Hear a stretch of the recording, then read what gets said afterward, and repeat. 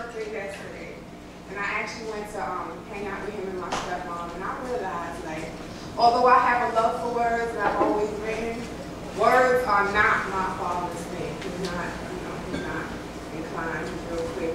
I remember when I was 9, I was like, Daddy, am I pretty? He said, now everybody could be pretty. I was like, oh, Daddy, am I smart? Well, you know something.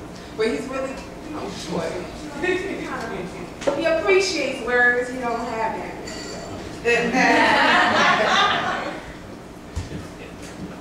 My daddy didn't have many words, so he gave me music.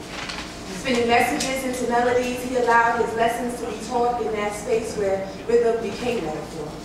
He had everything, from jazz to compa, classical to calypso, and though speaking was difficult for him, he made up for his silence with milk crates and egg bins full of records.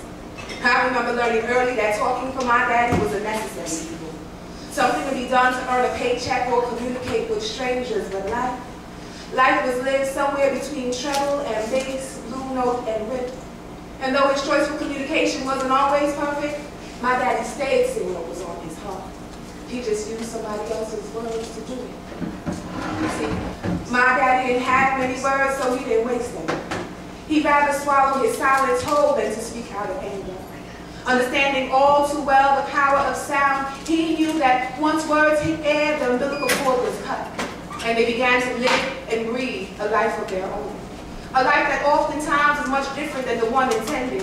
So rather than having to sacrifice more verbiage to redeem that which was already misinterpreted, my dad used his teeth to tame his tongue. It was easier that way. The less he said, the less he ever had to say. It's amazing at what point in time you choose to recognize the blessings that birth resilience. See, I wasn't born this old. I was aged prematurely. Steeped in 4-part harmony heartbreak long before I was wise enough to balance the bilingual borders of my world. But being my mother's daughter, and most especially my daddy's baby girl, the ancestors who heal me can allow my heart to be as full and my mouth to